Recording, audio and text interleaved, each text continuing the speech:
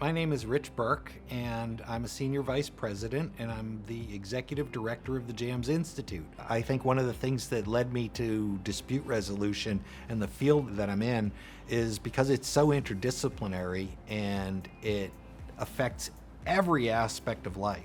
In my 3+ decades of helping people resolve conflict, I've had the pleasure of training people to become conflict resolvers and to be a service provider myself to resolve those same kinds of conflicts. One of the most fundamental things in our field is this sort of analogy of an iceberg. You see just that little piece at the top, but the real action is going on underneath the water. It's a symptom of people who care about an issue deeply not being able to resolve it on their own. I believe that every conflict presents an opportunity to learn, to grow, to become better.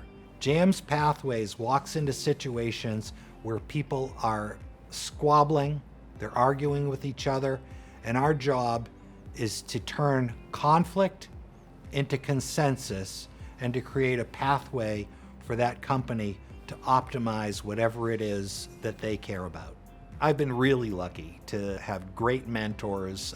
I fell into a negotiation crowd and worked very closely with Roger Fisher, the author of Getting to Yes, his co-author Bruce Patton, a guy that changed my life, Bob Mnookin, who was a Stanford law professor. Well, all of a sudden I'm in the presence of these incredibly bright people, and they're talking about Nobel Prize winning insights in just sort of common day language and common situations. What I started to see was something that I'd seen before in my life, but really saw it crystallized, which is very, very, very smart people have a way of making hard concepts simple. So that became the beginning of my study.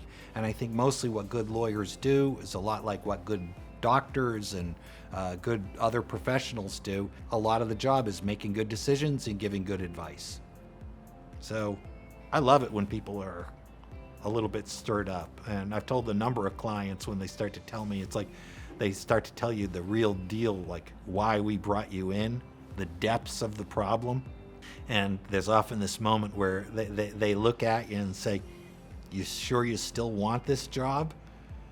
And my response is always, it takes a special kind of person, I think, to see a big fire and want to run toward it.